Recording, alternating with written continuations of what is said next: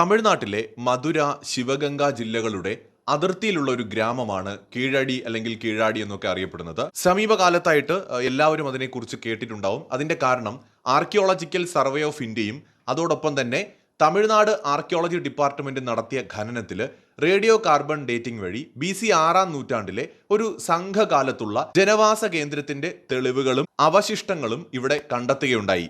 ഈ ഒരു കണ്ടെത്തൽ വളരെ പ്രധാനപ്പെട്ട ഒന്നായിട്ടാണ് തമിഴ്നാട് സർക്കാർ പറയുന്നത്. സ്റ്റാലിൻ ഗവൺമെന്റ് ഇതിനെ സമർത്ഥിക്കാനായി ശ്രമിക്കുന്നത് ഇന്ത്യയുടെ പൊതുവായ ചരിത്രത്തിന് പുറത്താണ് തമിഴ്നാടെന്നും സൗത്ത് ഇന്ത്യക്ക് അല്ലെങ്കിൽ തമിഴ്നാടിന് ഇന്ത്യയുടെ മറ്റു ഭാഗങ്ങളിൽ നിന്ന് തികച്ചും വ്യത്യസ്തമായ ഒരു സംസ്കാരമുണ്ട് എന്നും പറഞ്ഞ് സമർത്ഥിക്കാനായിട്ടാണ് ഈ കീഴാടി പുരാവസ്തു ശേഖരത്തിന്റെ ആ ഒരു കണ്ടെത്തലിനെ ഉപയോഗിക്കുന്നത്.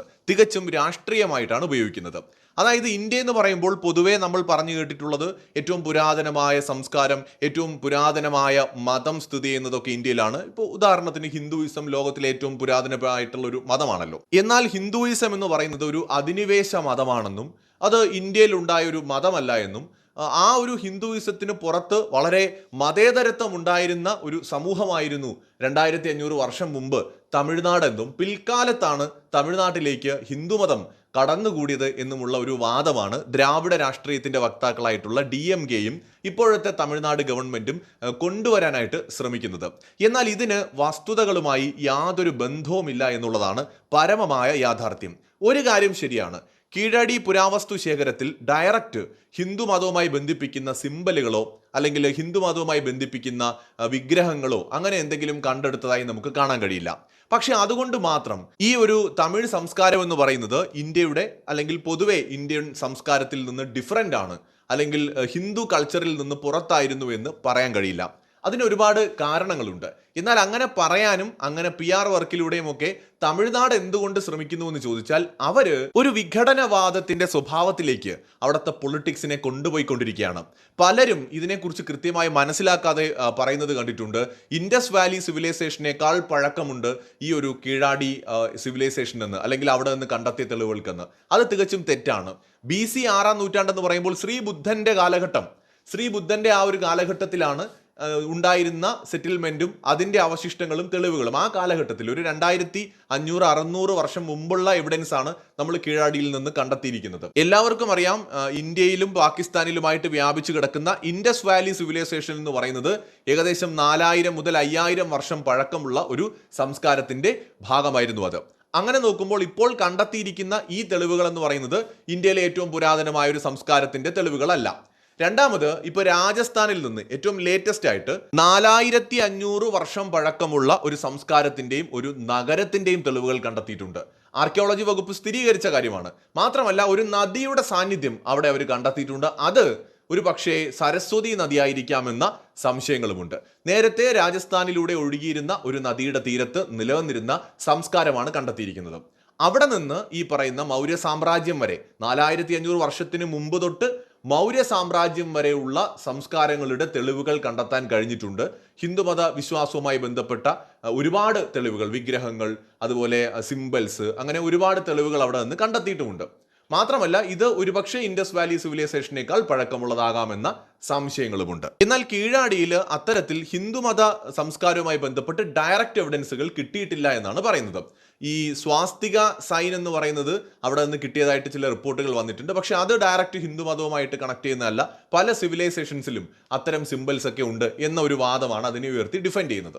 അതെന്തോ ആയിക്കോട്ടെ, ഡയറക്റ്റ് എവിഡൻസ് കിട്ടിയിട്ടില്ല എന്ന് പറയുന്നവർ രണ്ട് കാര്യങ്ങൾ പറയുന്നുണ്ട്. ഒന്നുകിൽ ഇത് ഇൻഡസ് വാലി സിവിലൈസേഷന് മുമ്പുള്ള ഒരു സിവിലൈസേഷൻ ആയിരിക്കാമെന്ന്. പക്ഷെ ആർക്കിയോളജി എവിഡൻസ് വെച്ച് അത് നമുക്കിപ്പോൾ സ്ഥിരീകരിക്കാൻ പറ്റില്ല. കാരണം 2500 വർഷമാണ് നിലവിൽ കണ്ടെത്തിയിരിക്കുന്നത്. അപ്പോൾ അതിലും പഴയതാണ് ഇൻഡസ് വാലി സിവിലൈസേഷനും ഇപ്പോൾ രാജസ്ഥാനിൽ കണ്ടെത്തിയിരിക്കുന്ന സെറ്റിൽമെന്റും എന്ന കാര്യം ഉറപ്പായി കഴിഞ്ഞു.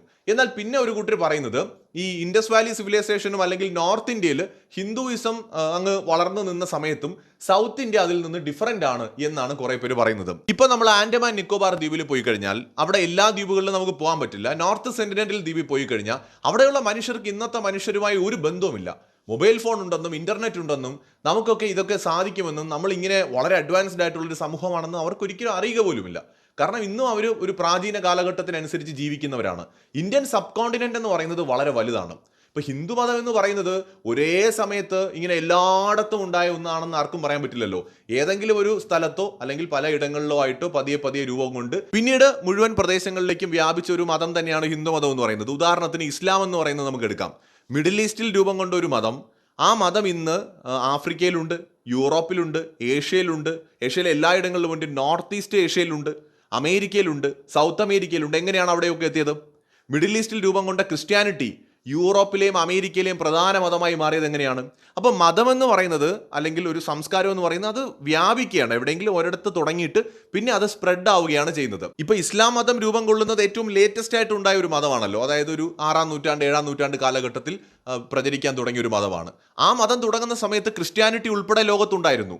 ക്രിസ്ത്യാനിറ്റിയും അല്ലെങ്കിൽ മറ്റ് പല ദൈവങ്ങളെയും ആരാധിച്ചിരുന്ന ആൾക്കാരുമൊക്കെ തന്നെയാണ് പിൽക്കാലത്ത് ഈ ഇസ്ലാം മത വിശ്വാസികളായിട്ട് മാറിയിട്ടുള്ളത്. അപ്പോൾ ഈ ഹിന്ദുമതം രൂപം കൊണ്ട സമയത്ത് സ്വാഭാവികമായിട്ടും മനുഷ്യർ പ്രകൃതി ദൈവങ്ങളെയൊക്കെ ആരാധിച്ചിരിക്കാം, ആരാധിക്കുന്നതിനെ കുറിച്ചുള്ള അറിവില്ലാതിരുന്നിരിക്കാം മനുഷ്യർക്ക്. ഇപ്പൊ ഇന്ത്യയിലെ എല്ലാ മനുഷ്യരും ഏതെങ്കിലും ദൈവങ്ങളെ ആരാധിച്ചിരിക്കുമെന്നൊന്നും നമുക്ക് പറയാൻ പറ്റില്ല. ഇപ്പൊ തമിഴ്നാട്ടിൽ തന്നെ എല്ലാവരും, എല്ലാ സെറ്റിൽമെന്റും, എല്ലാ മനുഷ്യ സമൂഹവും അങ്ങനെ ആരാധിക്കണമെന്ന് നിർബന്ധമൊന്നുമില്ല. അപ്പൊ അതുകൊണ്ട് ഇത് പിന്നീട് പലയിടത്തു നിന്നായിട്ട് വ്യാപിച്ചതാകാം. പക്ഷേ വേറൊരു പ്രശ്നം എന്ന് പറയുന്നത് ഈ സംഘം ലിറ്ററേച്ചർ പറയുന്നത് തമിഴ്നാട്ടിലെ കീഴാടിയിൽ കണ്ടെത്തിയിട്ടുള്ള ഇപ്പോഴത്തെ എവിഡൻസിന് എതിരായിട്ടുള്ള കാര്യങ്ങളാണ്. കാരണം സംഘം ലിറ്ററേച്ചറിൽ ഹിന്ദുമതവുമായി ബന്ധപ്പെട്ട് ഡയറക്റ്റ് ധാരാളം എവിഡൻസുകൾ ഉണ്ട്. അപ്പോൾ സംഘകാലഘട്ടവുമായി ബന്ധപ്പെടുത്തിയാണ് ഇപ്പോഴത്തെ കീഴാടിയിലെ ഈ ഒരു തെളിവുകളെ കുറിച്ച് ഈ DMK ഗവൺമെന്റ് പറയുന്നത്. ഇന്ത്യക്കാരെ തമ്മിൽ ഭിന്നിപ്പിക്കുക എന്നുള്ളതാണ് അവരുടെ ഉദ്ദേശം. തമിഴ്നാട് ഇന്ത്യയിൽ നിന്ന് സെപ്പറേറ്റ് ആണ് എന്ന് കാണിക്കാൻ വേണ്ടിയിട്ടാണ് അവർ ഈ പണിയെല്ലാം ചെയ്തുകൊണ്ടിരിക്കുന്നത്. ഇന്ത്യയിൽ വേറെ എവിടെ പര്യവേഷണങ്ങൾ നടന്നാലും പ്രാദേശികവാദം ആരും പറയാറില്ല. ഇപ്പൊ കേരളത്തിൽ കുഴിച്ചു നോക്കിക്കഴിഞ്ഞാൽ ചിലപ്പോൾ ഈ തമിഴ് അധിനിവേശം ഉണ്ടാവുന്നതിന് മുമ്പ് നമുക്ക് നമ്മുടേതായ ഒരു സംസ്കാരം ഇവിടെ ഉണ്ടായിരുന്നു കാണാം. മനുഷ്യൻ ഇവിടെ 50,000 വർഷങ്ങൾക്ക് മുമ്പേ ഇന്ത്യൻ സബ് കോണ്ടിനെന്റിൽ ഉണ്ടായിരുന്നു. അപ്പോൾ 50,000 വർഷം മുമ്പ് തന്നെ അവർ ദൈവത്തെ ആരാധിച്ചിരുന്നു എന്നൊന്നും നമുക്ക് പറയാൻ പറ്റില്ലല്ലോ. അല്ലെങ്കിൽ 1,00,000 വർഷം മുമ്പേ മനുഷ്യർ അത് ചെയ്തു എന്ന് നമുക്ക് പറയാൻ പറ്റില്ല. നമ്മുടെ കയ്യിൽ തെളിവില്ല. ചിലപ്പോൾ ചെയ്തിരിക്കാം, പ്രകൃതി ദൈവങ്ങളെയൊക്കെ ആരാധിച്ചിരുന്നിരിക്കാം. പക്ഷെ നമുക്ക് എവിഡൻസ് ഒന്നുമില്ല. ഇപ്പോൾ ഒരു സ്ഥലത്ത് നിന്ന് ഒരു മതപരമായ ആചാരങ്ങളുമായി ബന്ധപ്പെട്ട തെളിവുകൾ കണ്ടെത്തിയിട്ടില്ല എന്നതിന്റെ അർത്ഥം അവിടെയുള്ള മനുഷ്യർക്ക് വിശ്വാസം ഉണ്ടായിരുന്നില്ല എന്നല്ല. ഇപ്പോൾ ഉദാഹരണത്തിന് ഇപ്പോൾ തമിഴ്നാട്ടിലെ കീഴാടി തന്നെ എടുക്കാം. അവിടെ നിന്ന് തെളിവ് കിട്ടിയിട്ടില്ല എന്ന് പറഞ്ഞ് അവരാരും ദൈവവിശ്വാസികളായിരുന്നില്ല എന്ന് നമുക്ക് പറയാൻ പറ്റും. കാരണം എന്ന് പറയുന്നത് അന്ന് ഇന്നത്തേതുപോലെ വീട്ടിലൊക്കെ വെച്ച് ആരാധന നടത്തുന്ന സമ്പ്രദായമൊക്കെ ഉണ്ടാകണമെന്ന് പോലുമില്ല. മാത്രമല്ല ക്ഷേത്രങ്ങൾ വളരെ പ്രധാനപ്പെട്ട ഒരു കാലഘട്ടമായിരുന്നു. ആരാധന നടത്തുന്നതിന് പ്രത്യേകം ഒരു ഇടമുണ്ടാകും. ആ ഇടം ചിലപ്പോൾ ഇപ്പോഴത്തെ ഖനനത്തിൽ കണ്ടെത്തിയിട്ടില്ല എങ്കിലും ഭാവിയിൽ കണ്ടെത്തിക്കൂടാ എന്നൊന്നുമില്ല. ഇപ്പോൾ ഉദാഹരണത്തിന് സംഘം ലിറ്ററേച്ചറിൽ നമുക്കൊരു വലിയ തെളിവായിട്ട് ഇവിടെ എടുക്കാം. സംഘകാലഘട്ടത്തിലെ കൃതികളിൽ ഹിന്ദു വിശ്വാസങ്ങളെക്കുറിച്ചും ദൈവങ്ങളെക്കുറിച്ചും വളരെ വ്യക്തമായി തന്നെ പറയുന്നുണ്ട്. വിഷ്ണുവിനെ കുറിച്ച് പറയുന്നുണ്ട്. പെരുമാൾ എന്നും മായോൻ എന്നും ഒക്കെ വിളിക്കുന്നത് മഹാവിഷ്ണുവിനെയാണ്. അനന്തന്റെ പുറത്ത് കിടക്കുന്നതായിട്ടാണ് പെരുമാളിനെ അല്ലെങ്കിൽ വിഷ്ണുവിനെ സംഘം ലിറ്ററേച്ചറിൽ വ്യക്തമായും കാണിക്കുന്നതും. അതുപോലെ ബ്രഹ്മാവിനെ കുറിച്ച് പറയുന്നുണ്ട്, ശിവനെ കുറിച്ച് പറയുന്നുണ്ട്. ഇന്നത്തെ അത്തരം പേരുകളിലെല്ലാം തന്നെ ഇന്നും തമിഴ്നാട്ടിലെ ക്ഷേത്രങ്ങളുണ്ട്. മാത്രമല്ല മുരുകനെ കുറിച്ച് ആരാധനയുമായി ബന്ധപ്പെട്ട് പറയുന്നുണ്ട്. അപ്പോൾ സംഘം ലിറ്ററേച്ചറിൽ ധാരാളം ദൈവങ്ങളെയും വിശ്വാസങ്ങളെയും കുറിച്ച് പറയുന്നുണ്ട്. പിന്നെ ഒരു കാര്യം ശരിയാണ്, ഈ ഹിന്ദുയിസം എന്ന് പറയുന്നത് ഇന്നത്തേതുപോലെ ഒരു റിലീജിയൻ ലെവലിൽ ഫോം ആവുന്ന ഈ പേര് പോലും ഈ അടുത്ത കാലത്തുണ്ടായ ഒരു പേരാണ്. ഹിന്ദു എന്ന് പറഞ്ഞൊരു മതം ഇല്ലല്ലോ. ഹിന്ദു എന്ന് നമ്മളെ മറ്റുള്ളവർ വിളിച്ചതാണ്. അല്ലാതെ അങ്ങനെ ഒരു പേരിൽ ഇന്ത്യയിൽ ഒരു സെമിറ്റിക് മോഡലിൽ ഒരു മതമായിട്ടാണ് എല്ലാവരും ഇതിനെ കാണാൻ ശ്രമിക്കുന്നത്. അത് രണ്ടും രണ്ടാണ്. ക്രിസ്ത്യാനിറ്റിയും ഇസ്ലാമും എന്ന് പറയുന്നത് ശരിക്കും പ്രോപ്പർ റിലീജിയൻസ് ആണ്. അതിന് കൃത്യമായ മതഗ്രന്ഥങ്ങളുണ്ട്, കൃത്യമായ ദൈവവിശ്വാസം, അച്ചടക്കം, ചട്ടക്കൂടുകൾ, നിയമങ്ങൾ, നിബന്ധനകൾ ഇതെല്ലാം ഉണ്ട്. അതെല്ലാം പാലിക്കേണ്ടവരുമാണ് വിശ്വാസികൾ. ഹിന്ദു എന്ന് പറയുന്നത് ആക്ച്വലി അതൊരു സംസ്കാരം എന്ന് നമ്മൾ പറയുന്നത് എന്താണ്? അത് ഇന്ത്യൻ സബ് കോണ്ടിനെന്റിൽ നിലനിന്നിരുന്ന എല്ലാ വിശ്വാസ പ്രമാണങ്ങളെയും ചേർത്ത് വിളിക്കുന്ന ഒരു പേരാണ് ഹിന്ദു എന്ന് പറയുന്നത്. അല്ലാതെ ഹിന്ദു എന്ന് പറയുന്ന പ്രത്യേകമായിട്ട് അങ്ങനെ ഒരു മതം എന്ന നിലയ്ക്കില്ല. ഇപ്പോൾ ഈ ഒരു ഇന്ത്യൻ സബ് കോണ്ടിനെന്റിൽ ഇപ്പോൾ മുരുകനെ ആരാധിച്ചിരുന്നവരും ഇവിടെ വിളക്ക് കത്തിക്കും, മുരുകന്റെ വിഗ്രഹം വെച്ചാണ് ആരാധിക്കുന്നത്. മുരുകനെ മാത്രം ആരാധിക്കുന്നവരുണ്ട്, ശിവനെ ആരാധിക്കുന്നവരുണ്ട്. ഇവരെല്ലാം ആരാധിക്കുന്ന രീതികളിൽ ചെറിയ വ്യത്യാസമേ വരൂ. ബേസിക് ആയിട്ട് നോക്കിക്കഴിഞ്ഞാൽ എല്ലാം ഒരേ രീതിയിലാണ് ആരാധനാ സമ്പ്രദായം. ഇപ്പോൾ എല്ലാം കണക്റ്റഡുമാണ്. ഇപ്പോൾ ശിവൻ, വിഷ്ണു, ബ്രഹ്മാവ്, പാർവതി അല്ലെങ്കിൽ ഇങ്ങനെ പറയുന്ന ദൈവസങ്കല്പങ്ങളെല്ലാം തന്നെ കണക്റ്റഡ് ആണ്. ഇപ്പോൾ മുരുകൻ എന്ന് പറയുന്നത് ശിവന്റെയും പാർവതിയുടെയും പുത്രനാണ്, ഗണപതി എന്ന് പറയുന്നത് അവരുടെ പുത്രനാണ്. ഇങ്ങനെ പല പല ദൈവങ്ങൾ ഇവിടെയുണ്ട്. ഇതെല്ലാം തമ്മിൽ കണക്റ്റഡ് ആണ്. ഓരോ സ്ഥലങ്ങളിലും ഓരോരുത്തർ ഓരോ ദൈവങ്ങളെയാണ് ആരാധിച്ചിരുന്നത്. ഇപ്പോൾ ഉദാഹരണത്തിന് ഈ തമിഴ്നാട്ടിലെ പലയിടങ്ങളിലും ദേവി രൂപത്തെയാണ് കൂടുതൽ ആരാധിക്കാറുണ്ടായിരുന്നത്.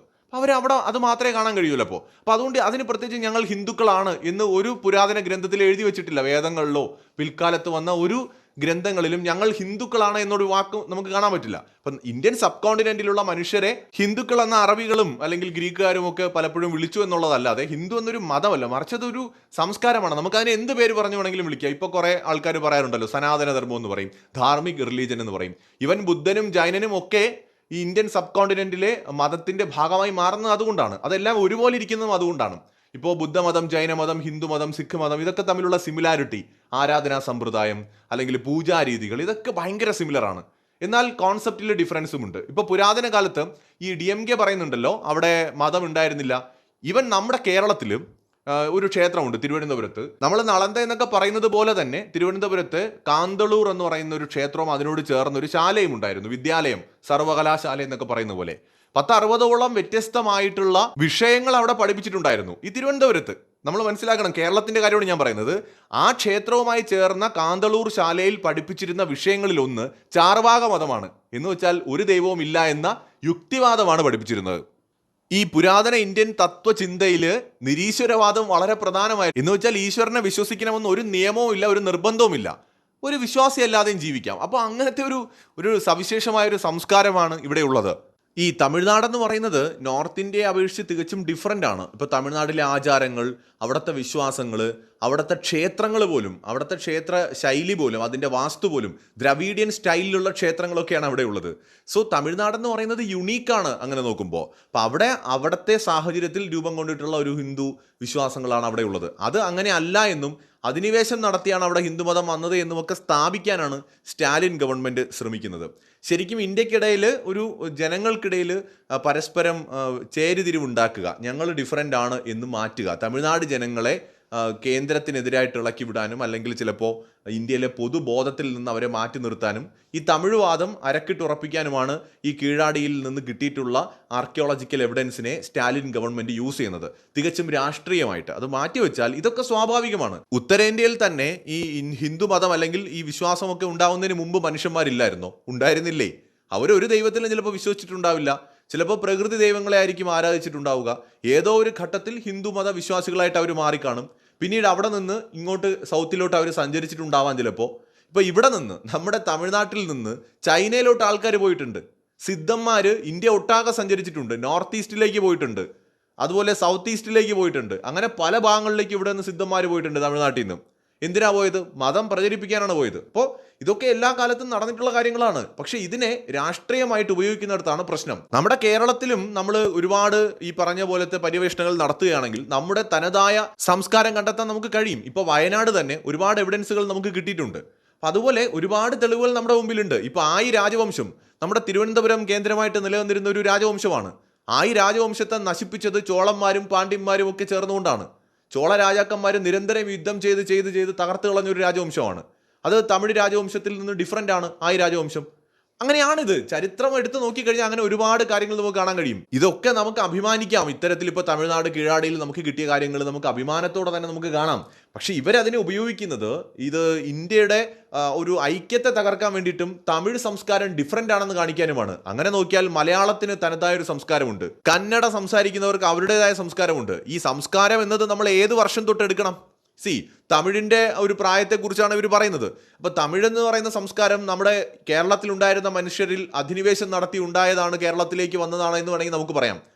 നമുക്ക് അങ്ങനെ അവകാശപ്പെടാമല്ലോ. എന്ന് തൊട്ട് എടുക്കണം നമ്മുടെ ചരിത്രം? 2000 വർഷം മുമ്പത്തെ ചരിത്രം എടുത്താൽ മതിയോ? അതോ 5000 വർഷം വേണോ? അതോ 10000 വേണോ? അതോ 50000 വേണോ? ഇതാണ് നമ്മൾ ചിന്തിക്കേണ്ടത്. അപ്പോൾ ഇതൊരു വലിയ പ്രധാനപ്പെട്ട വിഷയമാണ്.